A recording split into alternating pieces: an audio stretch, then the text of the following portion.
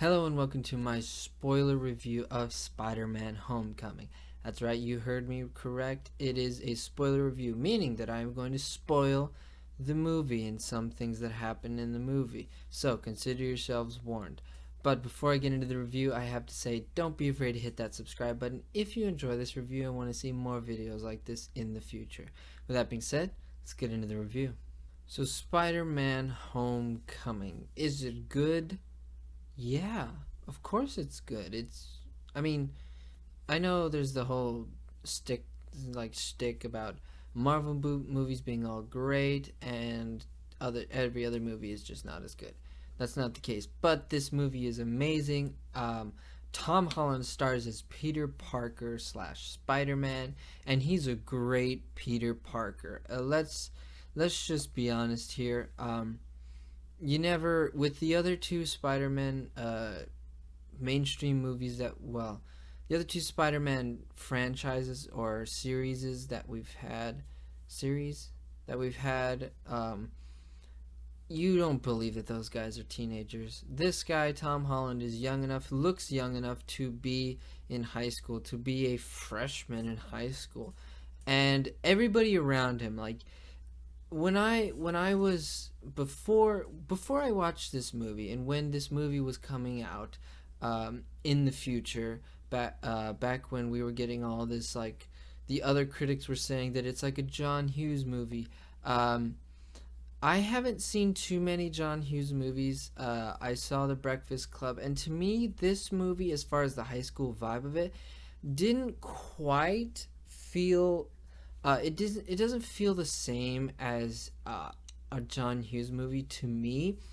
Um, just because it's set in high school doesn't mean it's a John Hughes movie or a John Hughes-esque movie. To me, this movie doesn't quite feel the same way. It feels like Marvel doing a high school movie, and that's nothing bad. That's there's nothing bad about this. This is a superhero movie set during high school, and that's pretty awesome. I enjoyed greatly the cast of everybody from Zendaya as Michelle, who, spoiler alert, is actually MJ. So they're not going with the traditional Mary Jane being, the white person or Caucasian girl with the red hair. They're not going with that.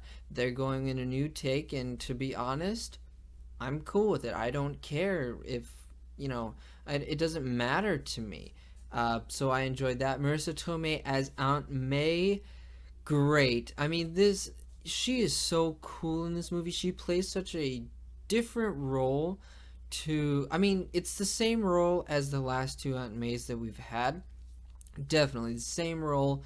I mean, it's the same character, but she plays it in a different style. This one is more concerned about Peter. She's more. I think she's more involved with what Peter's doing throughout high school and things like that than the past renditions of Aunt May. So very much enjoyed her. Laura Harrier as Liz Allen. The daughter of the Vulture. Now, I'll get into that reveal later, but she's really good. Although she doesn't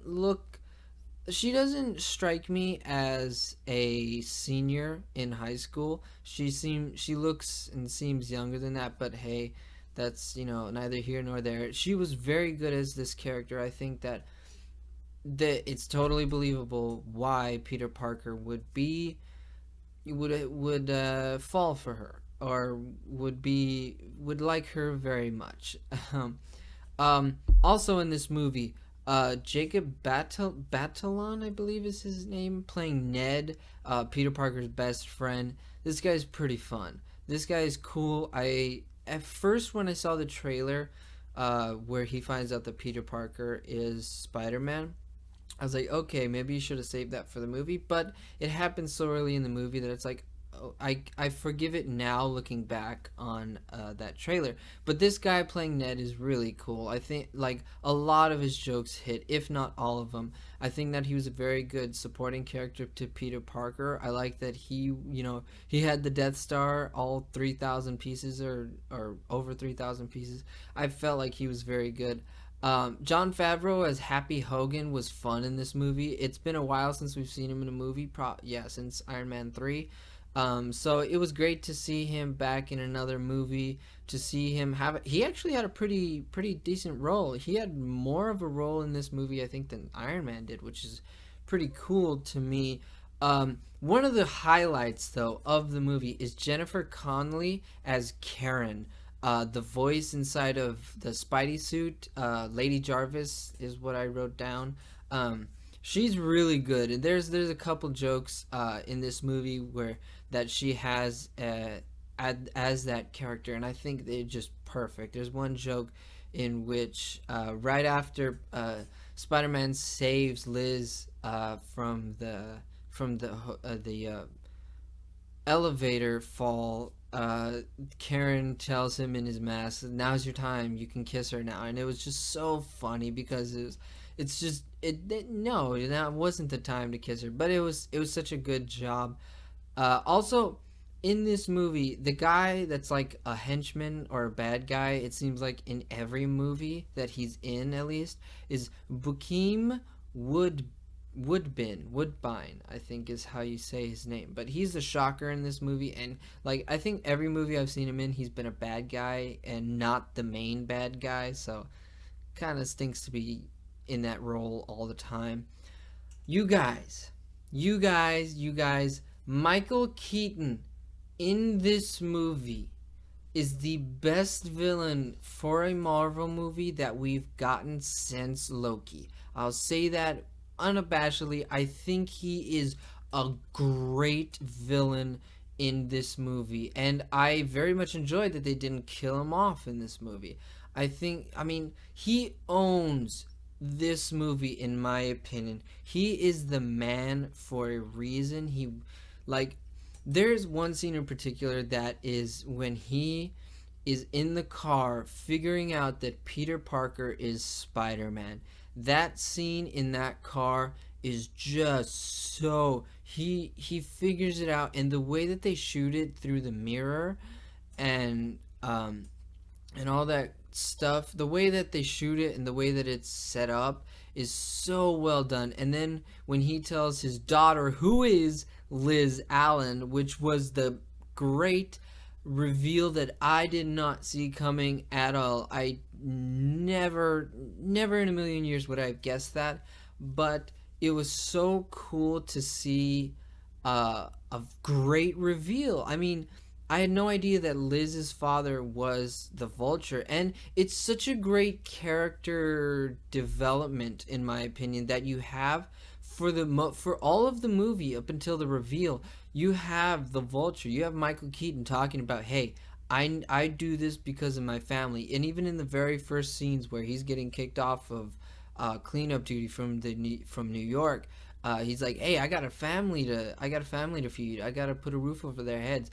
And you finally see his family, and you're like, "Oh, wow, that is so good," because you like his daughter. You like his family because you see them. You've gotten to know his daughter, and so when you find out that he's the Vulture, I mean, when you find out that he has a family, and you see his daughter and you see his family, it's like, wow, that is great character development in my opinion. And it's just such Michael Keaton owns this movie is what I'm trying to say.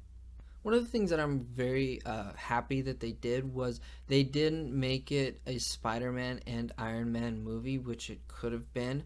I was very not skeptical, but I was concerned that they would do something like that. And Robert Downey Jr. is great in the movie, but he's not in it all that much. Like I said, Happy Hogan has a bigger role in the movie, but Iron Man, and I liked that the story totally played out that Peter had to do this on his own. It's such a good and the reason why he had to do it on his own was very plainly stated, and it was a very legitimate reason as to why he wanted to do it on his own. And the whole scene with on the ferry, right after that, when Iron Man gets out of the armor and he takes the suit away, that whole scene plays out really well in my opinion. The fact that Tom Holland was like, "Hey, I told you about it and you didn't listen to me," and then Tony was like, Dude, why do you think the FBI was there? Because I did listen to you. It was a very realistic way of making Spider-Man do it on his own. It was just the way they set that up was very cool in my opinion. I think the story of this movie is really fun. I mean, the movie is called Spider-Man Homecoming, and that is not a big aspect of the movie as I thought it would be, but then again, it is a superhero movie, so I get why it can't be or it wouldn't be as big as I was expecting. But it was like we saw the homecoming party for like 30 seconds and then it was gone. So maybe if there's like one con to this movie, that's something that I would say is like, hey, don't call it Spider-Man Homecoming if we're not gonna go to Homecoming.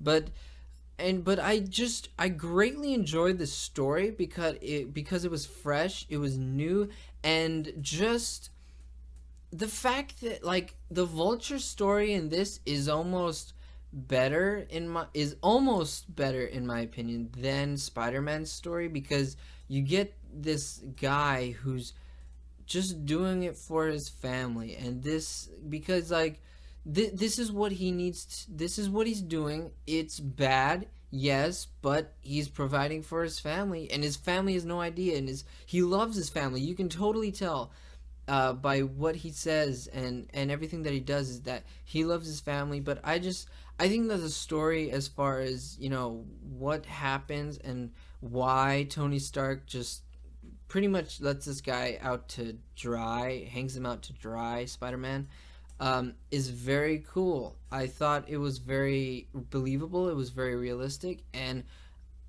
I can't say a lot of things bad about this movie as far as the story and what happened during the movie. My verdict on this movie is gonna be a Blu-ray because, look, let's just be honest with each other. Marvel has not been giving us great villains as of late, but Michael Keaton absolutely kills it as the Vulture, and that's why I think that this movie works on so many it works just overall as far as like just a whole story, is that you have a really good actor playing your villain, and your villain is not just some all evil guy who's like, hey, I just want to take over the world, or I want to just destroy the world.